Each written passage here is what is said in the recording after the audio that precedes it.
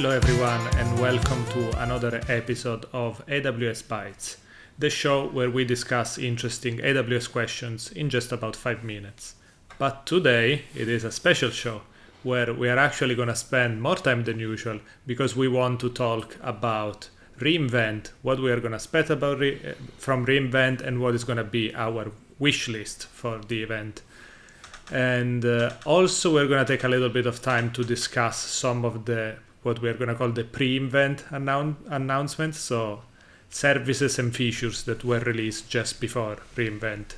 My name is Luciano and I'm joined by Eoin. And given that today we're going to talk about reinvent, you probably know that reinvent is a fire hose of knowledge and announcements, and it's very easy to get lost in all the announcement, and you don't really know where to read and what to follow, which talks you want to go and watch. So we are going to try to do a series of live streams on YouTube where we're going to be sharing our highlights, our favorite, our opinions and impressions. So make sure to subscribe and turn on the notifications on YouTube so you can be notified the next time we go live. So, Eoin, do you want to give us a first impression on your wish list for reinvent? Or maybe we can start by looking at last year's biggest announcements. Yeah, it seems like a long time ago now. Last year, I remember that we had this big focus on hybrid cloud, and they announced EKS Anywhere and ECS Anywhere. So you could run those container workloads in other clouds or on-prem. Last year, we also had those big announcements on Lambda. So we had 10 gigabytes of RAM, we had millisecond pricing, and container image support, which was probably a big one. So yeah, it'd be interesting. Is there going to be a central focus on one big topic this year? What do you think? Do you have any, I suppose, what are your top wish list items? What would you put top of your list? Yeah, given that you mentioned Lambda and Fargate, one of the things that I would like to see, and it doesn't feel like too complicated from my perspective, so hopefully it's realistic as an ask to AWS, is to have the ability to enable GPU directly on Lambda or Fargate containers. Because sometimes you just have a need to do something small, like, I don't know, process a small video or concatenate, I don't know, bits of video together and just assemble them, like what we do sometimes to produce the videos for AWS Bytes. It would be nice to just build a Lambda that can do that on demand very quickly. But because you don't have GPU, it gets trickier, and yeah, maybe you can still do it, but it doesn't feel like you are using the system as best as you can. So True. That would be nice to see. I guess it's going to unlock a lot of opportunities to use Lambda and Fargate also for different kind of tasks. Also, I have another one that has been a little bit of a frustration lately, which is S3 partitioning visibility, I'm going to say. And maybe an opportunity to talk a little bit more about what that means. But in short, what I mean by that is that S3 is going to try to scale based on your needs and your usage. But if you really have big spikes of usage, S3 is not going to be able to keep up, and you might get throttled in your attempt to create new files, for instance. And there are things you can do to improve the situation. You can reach out to support and you can try to describe them your use cases, and they will make sure that the partitioning configuration that is generally automatic in S3 gets optimized for your use cases. But that's incredibly complex and not obvious, I guess, to most people that you can do that. So it would be nice to have the opportunity to do all of that in a more self-service way, where you have maybe a panel, maybe you have APIs, and you can say, okay, I'm going to create files using these patterns. So maybe we can define how to shard the usage of S3 based on these patterns. So yeah, I think these are the two things I would put at the top of my wish list, but mostly driven by personal need and ideas that I had and frustration that I encountered in using AWS every day. Yeah, that one about S3 is, it kind of probably falls into a category of a whole load of metrics or features we'd like to see, but you don't get to see them through the console, or they don't have CloudWatch metrics out of the box. I kind of think if there's anything that you're going to be billed on or throttled on, it should be available as a metric.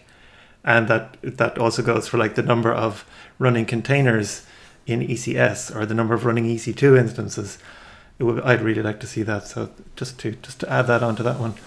For my wish list, I guess I'd like to kind of restate what a lot of people have asked for in the serverless space, which is a serverless Redis option and a serverless Kinesis option. So they've been requested a lot of times, but I use them both quite a lot, and having to provision and right size them can be a bit of a pain when you don't have to with other things like DynamoDB. So I'm not surprised they haven't come very quickly, because these are challenging things to do for AWS, but it would be interesting to see if we get them this year. Especially because I've seen that there are a few competitors, I'm going to say, or a few services offering that as a service. So it will be interesting to see if AWS decides to attack that space as well. I hope so, yeah. I think a lot of people were underwhelmed by the MemoryDB announcement, because it was an option for Redis, but it wasn't exactly the option that a lot of people were hoping for. I'd also like to hope we see some good Lambda announcements. I mean, feature-wise, Lambda is pretty good as it is, but I'd like to see the SQS triggering scale up a bit faster and burst a bit faster. I also think, again, to beat this drum again, it would be great to see some better pricing options for Lambda, so you can start using thousands of Lambdas for big data processing and batch processing workloads without having to worry about the massive differential between the Lambda cost for that and using EC2. Also then, on serverless side of things, I'm really interested to watch EventBridge and step functions. We've seen step functions really just accelerate with all the features. The thing recently where you could invoke any AWS SDK from step functions was really great, because it's like this integrate anything with anything capability. I really like to see more of that, and if we could get some of that in EventBridge too, that would be awesome, because it would remove a load of the need for glue lambdas that are just forwarding an event from one source and passing it to another, or doing some very basic data transformation. We're kind of getting spoiled with a lot of these services now, but maintaining lambdas, it has a cost. It'd be great to get rid of a lot of that kind of stuff. So I think those are probably my on the last one, actually, on EventBridge, I'd also like to see, one of the reasons why I don't adopt EventBridge in all cases is just because you don't get a really great guarantee on latency and performance like you do with SNS or with Kinesis. So it would be good to see some improvements there, because that would really make it a game changer for a whole set of new workloads.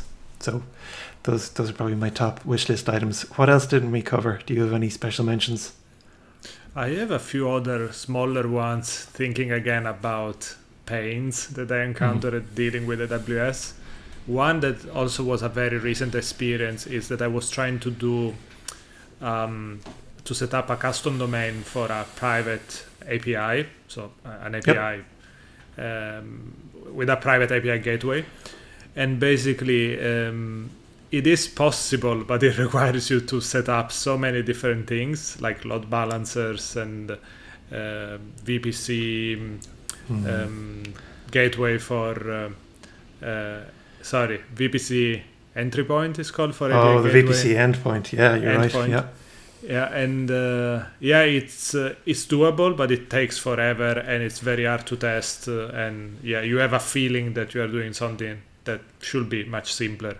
So hopefully AWS will figure out that, I don't know, maybe they can abstract all this complexity and just give you a flag that allows you, okay, just connect this domain to this private API gateway. So that's something I will make at least my life easier in some of the projects I've been involved with. And I'm sure there will be many other people that could use something like that. And on a similar note, the private static websites could be a lot easier as well, because if you want to do a public static website, there is plenty of options, especially now with Amplify, it's even easier. They will take care of all the setup for you. But if you want to do a private website, because maybe it's an internal website for a company, and you are basically on your own again, and you have to set up everything from scratch. Yep, so that could be something that could be simplified as well. And finally, just because you mentioned Redis, I've been thinking that even Redis it is trickier than it should be when you just want to debug something and you probably have in production Redis in a private VPC. It would be nice to have, I don't know, some UI that can easily just start from the web console and connect to your Redis instance so that you don't have to set up, I don't know, Bastion host or VPN access. Or sometimes I've done even quick lambdas in the same VPC just to be able to quickly interrogate Redis and verify quickly what was going on. And again, that feels a little bit of an overkill. There could be better ways to just be able to debug what's going on with a Redis instance in a private VPC. Yeah, big time. I've heard our colleague Gil as well ask for the same thing. And especially when you're working in a very serverless environment, you don't want to have to spin up EC2 Bastion hosts anymore. And last year, I think it was last year, we had the announcement of Cloudshell, which is seemed like a great announcement and similar to what Google Cloud offers. They're kind of famous for their really nice shell that allows you to gain access to the cloud. But as far as I know, they announced that they would add VPC support, but we haven't seen it arrive yet. And if you get VPC support, then you could probably access your Redis host and a lot of other things without having to have that EC2 Bastion. So let's keep our fingers crossed for something around that. I'm also interested to see, just on a more kind of blue sky kind of projects, to see if they do any more of a push around kind of low code or no code solutions. We haven't seen really any great advancements with honeycode on AWS, but we have seen a lot of machine learning advancements over the last few years for sure. And we've had Code Guru, and last year we had natural language interface for QuickSight. So we can see the kind of potential there around, using business language, business domain expertise to express technology requirements and have a lot of that automated for you. So it's really interesting to see, we still find ourselves with all this great serverless technology, but we still have to create CRUD applications with APIs and a database and define all of these layers ourselves, even though for a lot of us there's a huge amount of overlap in what we're doing. So are they going to take that to another level and allow us to create CRUD applications using natural language interface? I think that this has obviously been a long time coming, no effective low-code solutions or no-code solutions. But I think with all of the capabilities that AWS has, surely they're best placed to really deliver first on a really comprehensive solution for this. Who knows? Mm-hmm. So let's see what else. And on the data services, I think we've been using Glue and Athena, and I was talking to another colleague of ours, Mark Hodnett, who's been using Glue and Athena quite a lot recently. And one of the items he had on his wish list was bigger nodes for Athena. I think we've seen Athena grow and grow. It's become quite popular and quite capable, but it's still quite limited in the default query execution and also the amount you can do with one worker. So one of the things Mark suggested was that we might have different pricing options for Athena, where you could pay more for bigger execution capacity. So bigger memory, a bigger CPU in the back end. So I think that's really powerful, because that would really help Athena to be a compelling alternative to a lot of the other data lake query solutions out there. And I don't know. Do you think that we hear a lot of complaints around the AWS console and the UI, and there's always some improvements there. There were some great improvements recently in the Cognito interface, which got a lot of attention. What do you think about documentation? Do you think there's potentially a documentation update that's worthy of a reinvent keynote announcement? I honestly hope for something like that. I don't know if it's something that... I think that there are a lot of people inside AWS that realize that what we have today is maybe a little bit suboptimal, I'm gonna dare to say, because it's easy to get the yellow word of pretty much every AWS service, but then for any realistic production use case, you are pretty much on your own. And the reason why I said that there are people inside AWS that understand that is because I've seen a lot of evangelists in AWS publishing very good tutorials, very good sample application, and spending a lot of time actually trying to show you what it takes to build a more serious application, maybe even combining different services. I want to give a shout out, for instance, to Aitor Lessa for the serverless airline booking application, which I know is kind of a multi-year effort, but it awesome. really shows a serious project, how it might look like, what kind of challenges you might have to face, how do you set up deployment, observability, and all these kind of interesting topics. So definitely a lot more than a simple hello world.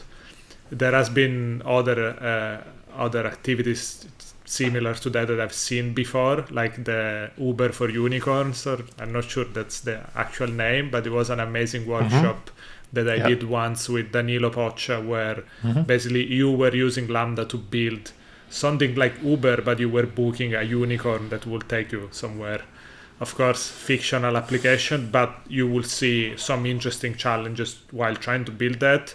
So definitely a lot more in depth than a hello world. You will need to use many services together and set up APIs, front end, and a number of different things. I remember the unicorn thing. I think it was called Wild Rides. It just came into my head. That's the right name. Yeah. Exactly. I think it's good that you gave a shout out there, because it's probably worth mentioning. Everybody's constantly adding to our wish list items, and it's okay to demand great features from a company called AWS, but it's probably worth giving a thank you and a shout out to all the AWS engineers who have to, put in the long hours and the hard work to put all these things together, and probably have a significant amount of workload and stress at this time of year. Absolutely. I can barely imagine what they're going through right now. Yeah. And on the same topic, I've seen that there is the workshops.aws that maybe is an answer to this request. I feel like it's starting to take in a lot more material and a lot more structured workshops, categorized in a way that you can search for the services you need and you want to use.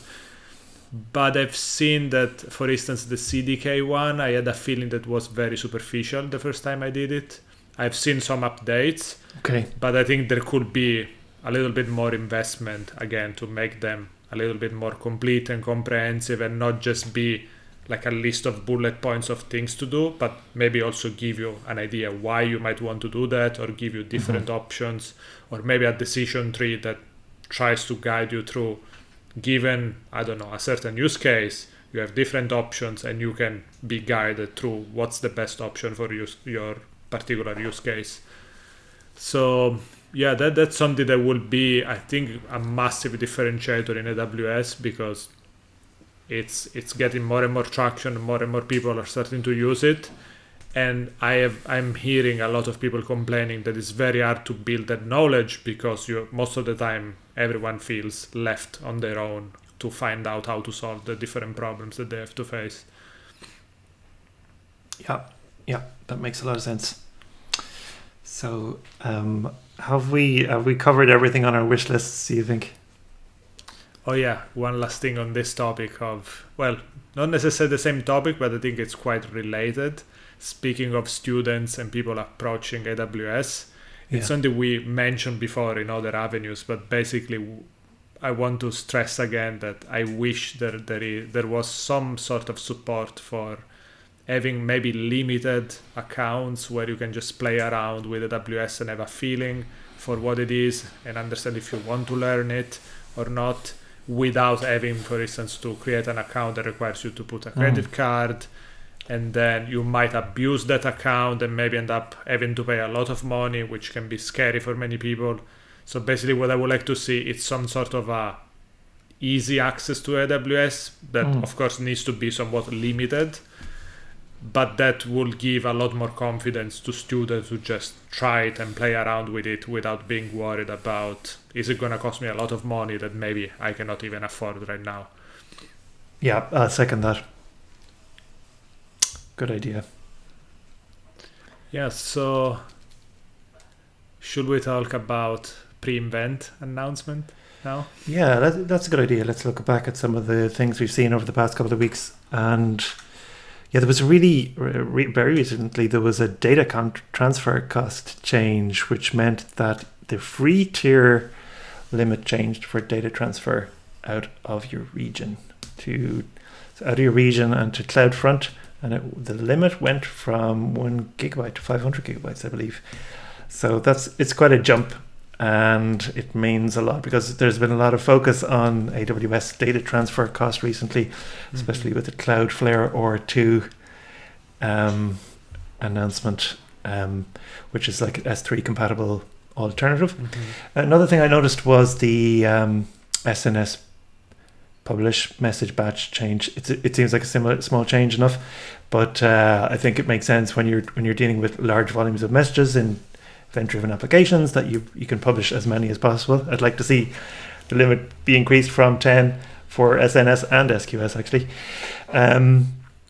And there was some interesting stuff around Amplify and CDK. So going back to this kind of low-code, no-code thing, slightly related is a lot of the push around Amplify as the entry point to AWS for new users. And there's clearly been a lot of great work done around Amplify. And one of the things they're now providing is the ability to move from Amplify into more of a individual resource development and maintenance using CDK. So now you can export your application to a CDK application. It's kind of analogous to an eject button on Amplify, maybe in some ways. But I like that. I like that idea that you're giving people a more developer-friendly and new user-friendly onboarding experience for CRUD apps or for mobile apps, but then allowing them to move on and move into more of a power user, CloudFormation mode, if you like. Yeah, we spoke a lot in a previous episode about how do you move from, creating things more manually to proper infrastructure as code. I don't think we mentioned Amplify, but I think this is now a nice addition to a path where you start a little bit more easily, but then if you really need to scale in production and build a team around your product, you'd need something like CDK or to manage infrastructure as code. So I think this definitely helps that transition from maybe an MVP to something a little bit more structured. Yeah, speaking of CDK, there was another announcement that was CDK hotswap and some accelerate, which seems particularly interesting. I haven't tried it yet, but basically the promise is that you can have much faster I'm going to say deploy time, even though it's not maybe the right word, but basically every change you do is going to more easily reflected to a development account. So you can basically try things quickly and see how they look like in a production that is not a local environment. So an environment that maybe is not production, but is not even a local environment. So imagine it's a real AWS environment that you are using for development. So that's interesting. And one pain point that I had recently is around ECS, which seems to be one of the services supported here for this kind of a new way of trying things on dev accounts. It's something I really want to try because it takes notoriously a long time to roll out changes on ECS, just because there is that entire workflow where they try to guarantee that your service is never going to go down, so they will hot swap the old new version. So they need to guarantee that transition in a nice way. So sometimes it can take up to half an hour to just see deployments. And while you are trying to troubleshoot something, maybe something like CDK hot swap can help you to play around and see how things will look like in an environment that is closer to what you're going to get in production rather than your local environment. Yeah, one of the things that we might cover in a future episode is local development and what the best practices are for development workflows in AWS, particularly for serverless. I guess this is like AWS saying, don't worry about the local development environment and trying to simulate the cloud on your laptop. Just let's help you to get your code to the cloud quicker, and it'll improve that developer feedback loop.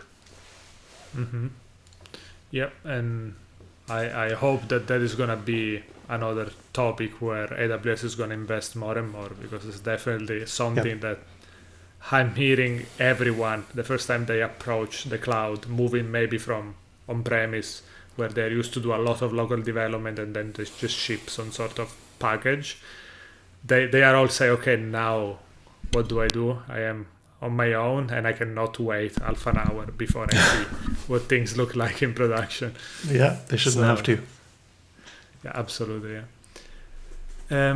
There was also something around SQS partial batch responses. So if I understood correctly, it is now possible to basically take a batch from SQS and be able to say, from this batch, a certain number of messages succeeded, so all good, we can remove them from the queue, and other ones failed, so they will be automatically put back in the queue and then picked again in the next batch or from another worker. And I think that's looks like something small, but I think it could make a big difference, because I remember this has been a problem for a long time, and certain frameworks also had their own built-in solution that was trying to kind of re-implement this feature inside the framework, just because this is such a common problem and it's very hard to build your own solution that works effectively. Yep. And yeah, sometimes you just end up missing messages or not retrying things or trying things more than needed just because you haven't figured out how to deal with SQS batching errors. Yeah, this is great because you've had it in Kinesis, I think, for a while, but it's good to have this support in Lambda for SQS as well. Mm-hmm. So I guess I'm gonna throw one last question for this special episode. That is, given that we are gonna start reinvent very soon, how are we gonna to keep up? Do we have any recommendation for people? I recommend that don't expect to be able to keep up to date with everything. If you're busy, like most people are busy and working day jobs and have plenty to deal with. So I would say first thing is, if you're busy, don't worry about it. The best thing you can hope for often is just to get some peripheral awareness of what's going on, and maybe it'll help you some point in the future. Like if you're getting into AWS, it's probably worth dedicating time and attention to it most if you are starting on AWS, if you happen to be able to get to reinvent physically in Las Vegas. But if you're starting new projects and you're keen to learn more and have the time and the opportunity, reinvent is a really great training and learning opportunity, because there's so much knowledge. The speakers are excellent, the topics are really well presented in great detail, and it's always up-to-date content. So it's probably the best way to learn about AWS resources. I still go back to previous reinvent talks all the time to learn about new services. So that's what I'd recommend. Do you have any great tips for staying up to date and keeping up to date with reinvent? Maybe the only thing I want to add to that is that you don't have to follow every single announcement or every single talk. Probably there are areas of AWS that are more interesting to you based on the services you use the most. So you can have a look at the agenda in advance and just select topics that are more relevant to you rather than trying to absorb everything. I think if you try to do that, it's definitely going to be an overkill rather than just focusing on the things that are more important to you. So maybe that's a small tip, but I suppose it can help, or at least that's how I'm trying to approach the event myself. Mm-hmm. And then finally, of course, we have to do our usual promotional message where we say, if you follow us with AWS Bytes, we'll try to summarize things as best as we can for you. So that's another option on the table for you.